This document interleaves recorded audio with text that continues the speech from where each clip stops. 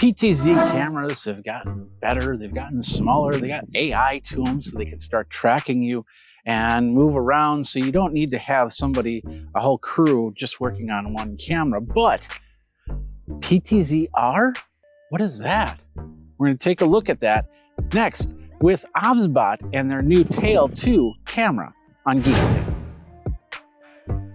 What's up, my geeks? Jeffrey Powers here from Geekazine, Think Magazine, Put in a Geek, and today we're taking a look at this guy right here. It's the OBSBOT Tail 2, which is the newest PTZ camera in their line of course, PTZ cameras. We're going to take a look at it, check out some of the cool features, and talk about how you can use this into your productions.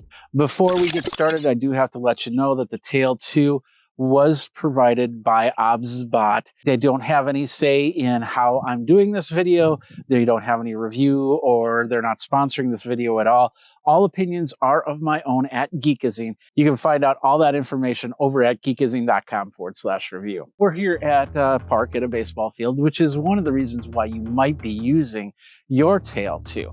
I'm a musician, so I'll use it for, of course, bands and playing and everything like that, because it has the ability to do a lot of cool things. The first thing, of course, it's a PTZ camera.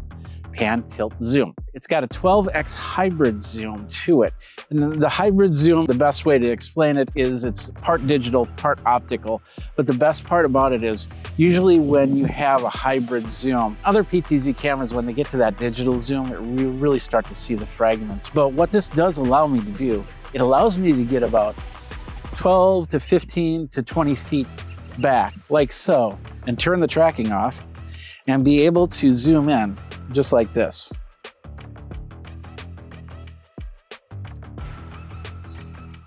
So I'm a good distance away from the camera. I'm not sure how the microphone's acting. We're using a ceramic microphone that goes into the PTZ camera because the PTZ camera does not have any internal microphones. So this is me about 15 to 20 feet back, zoomed in. And of course, if I start using some of the tracking features, that's going to change everything from there. In fact, the tracking will allow you to zoom in, but it starts out like this. If I adjust it on the device right now, then I'll be able to zoom in as long as I'm staying in the frame. All right, so we talked about the pan, we talked about the tilt, we talked about the zoom. We can do it all through a phone. We can all do it through a remote, which OBSBOT has, and of course it's sold separately. But there's an R to this PTZ camera, PTZ-R. What does the R stand for? It actually stands for rotate. And this is one of the cool features about this new camera. With other PTZ cameras or other cameras, if you wanted to get the vertical look, you actually had to turn the camera 90 degrees. This actually has a lens inside that rotates itself. In fact, it's rotating right now, because if you were to see the camera setup, I intentionally had it set up at a slight angle, because the R, the rotate, does a little bit more than just switch it between vertical and horizontal. It's actually and continually working on keeping it as level as possible. So if I set up an uneven ground like I have right now, the camera will still level itself out. No need for levels on the tripod anymore. You got a weird position that you have to set the tripod up on, you can do that. And then, of course, let the camera do the rotate itself. All right, quick editing note. I wanted to show you, because it does tilt, but you can manually tilt it and get yourself a Batman effect if you want to. All you have to do is go into the app and actually do the roll axis fine adjustment. You can do it on the phone, or you can do it on a Mac or PC. If I hit the reset, you're going to see it jump right back there. So let's just do that really quick, reset. And it jumps back. So we can go on the negative side, and now we're going to be turning to my left, your right, as it's adjusting from there. So you can definitely fix it on the app and not rely on the sensor to make the camera shot level. Now, once again, all I have to do is hit a button and I'm in vertical mode. If I do that, it has to stop the video, start a new record, then stop, and then go back. But As I show in this video, I take the camera and I'm actually moving it around and I'm jostling it back and forth, and you're seeing how stable that video is. All right, we talked about the P to the T to the Z to the R. Let's talk about the A to the I, which is being used right now in framing me and running around. Now, when I was down in the studio, I brought out Simon and we did some fun little experiments with the AI ability. I basically framed up Simon and then I started to walk right in front of him. And as the camera would kind of see that something was in front of Simon, it would then go right back to him unless it got confused. It would then focus on me until it saw Simon again, and then it went right back to him without a problem. This AI has really changed and improved as cameras go. I'm going to be using this camera for recording of bands, and in fact I've already taken it out to a couple events. A nice little surf band was playing, and then a blues jam where I actually got up and played. The cool thing about this was the tracking. Now, like I said, the camera was about 20 to 25 feet away, so I can only get so close to the action, but it did a great job in getting very close. I could actually set and track the guitars as opposed to the people. Now, there's two modes in this, and that's animal mode and person mode. So I don't know if it's thinking that the guitar is an animal or a person, depending on who you ask. But the whole point is that you could actually do the tracking from an inanimate object as opposed to the person itself. It does recognize that, and it did create a bounding box around the guitar neck rather than the person's head, which was very interesting in what I was doing. There are some limiting factors to this whole thing. Like, for instance, I'm now walking to the other side of the camera, and this is gonna stop in a second because there's only a 270-degree radius on this camera. So now I'm walking out of shot. There's nothing it can do because it hit a physical limitation. But now when I get back in the shot, it recognizes me and continues the AI ability back and forth. So if I'm on a stage 20 feet away, like so, then I can even be my back to you guys, and it's still tracking me, which is really cool. And if somebody was to pass in front, that did not become a problem. It still tracks me until I tell it to track something else. Certain things it will allow to track and some that it will not. Right now, it is tracking a robin that's standing right there. So it is affixed onto it. So I'm going to pass by this robin to show you how it holds on. We'll zoom in even more.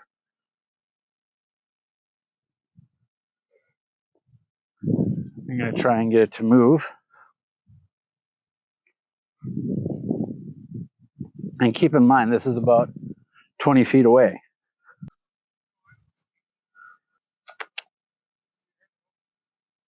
There it goes.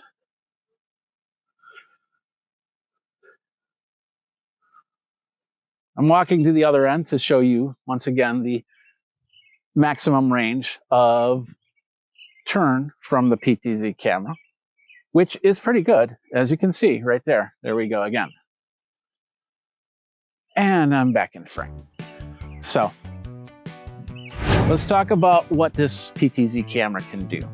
It's got NDI, it's got SDI, it's got HDMI. So if you have a hardware switcher, you can connect it up without a problem. I was using it in a couple different hardware switchers. One that had multiple cameras attached to it. That was the surf band. So I was switching between multiple cameras and bringing this camera in via SDI. It's got Ethernet, so it has multiple IP protocols that you can use, including NDI, SRT, RTSP, and RTMP. Let's say I'm doing a news report and I need to send this back to home base.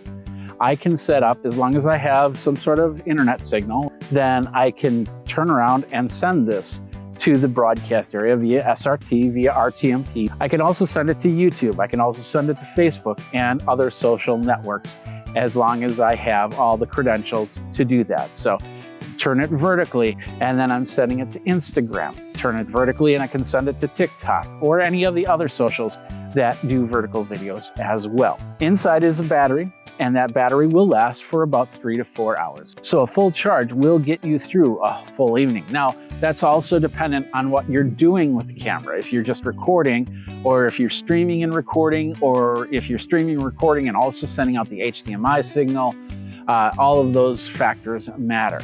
Another factor to think about is if I have NDI on, I might not be able to send it out via HDMI. I'll turn off the NDI, HDMI and SRT start working without a problem. So there's a little bit of limitation on that. You can play around to see what you can and what you can't do. This is a 4K camera, so if you're going a full 4K, then you'll be taking more battery and you'll be taking more process than if you were to set it down to 1080p. The battery is really dependent on what you're doing with your camera. And even to this effect, that I have this camera slightly off kilter, the rotation option is working into play here. All right, let's talk about the pros and cons. The biggest con for me is I'd like to see this camera do more than 12x. I'd love to see a 20 to 30x OBSBOT Tail 2. That's not a big deal. But I do like the fact that it does 12x. I can do this for small rooms. I can get the presenter up close. I can get them walking around the room. I can even set zones, and that's the other thing I didn't talk about with AI is I can set a zone. So I can say it cuts off here, and then when I walk off, the camera will not go past that zone.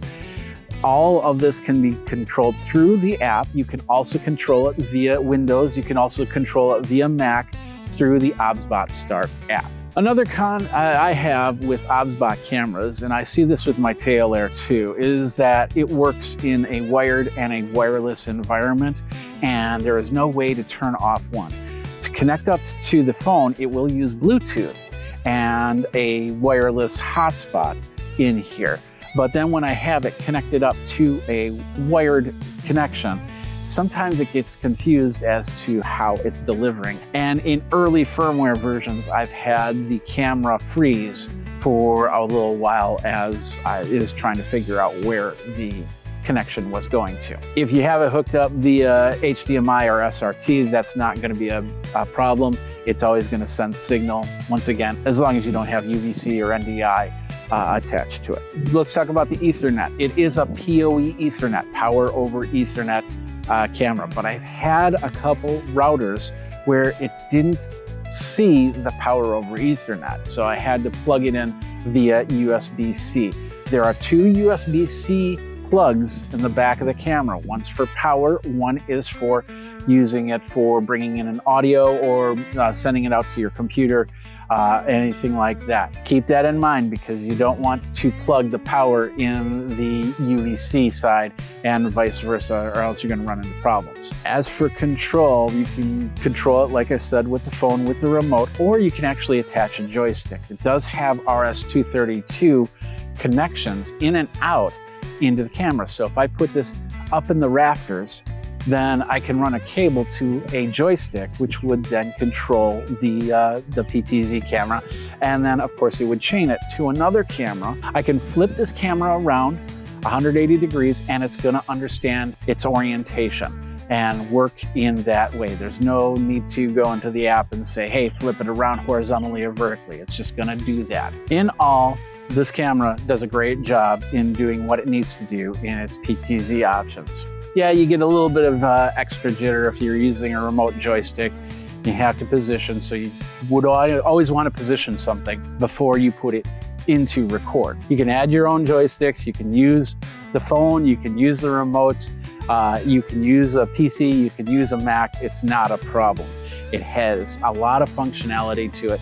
And if I had 2 or 3 of these Tail 2s in this situation, I could definitely run studio style. The camera would move with them, and I would have a great 3-camera setup shot. Another great factor being I don't need to have this level to set it up and have it work in HD mode in a level environment. That really makes this a lot easier to get a shot. And with a camera like this, I can actually have it up and running for a band, for a presentation, and work it from there. A single camera sending it out to Facebook, sending it out to YouTube, recording it at the same time, and be able to set it up within minutes and tear it down within minutes without having tons of cables or any reliance on the venue for power or internet or anything like that. As long as I have my own hotspot, I can run it from there. Many great functions from OBSBOT for this camera. And I have to say, ever since I saw the first one back in 2018, I've been very impressed with it. And of course, they do have the gestures. I have the gestures turned off because this is one of the gestures, and that will turn the AI tracking on and off. And then of course, you can do the zoom in, zoom out, things like that, if you want to bring in those AI gestures. But once again, I have those turned off. Overall, this is a $1,000 camera, so it's not going to be cheap, but it's going to be well worth it if you're looking for cameras that will work in whatever environment you have, whether it be for stage, for bands, for a church, a house of worship type situation, or anything like that. But let me know what your thoughts for the Tail 2 are, because there's a lot of functions, a lot of things I don't do with this camera that you might be doing with this camera. Do you need a camera that gets close up to things? Do you need a camera with more power? Do you need 4K? Do you need 1080p? Do you need spatial video, which is probably the next feature that will come into any type of camera, PTZ style camera? So let me know in the comments below over at geekazine.com, youtube.com/geekazine, where you can like, subscribe, comment, bell notification, so you know when the next video comes out. Until next time, my name is Jeffrey Powers. Thanks a lot for watching. And you guys geek out and film on with OBSBOT Tail 2.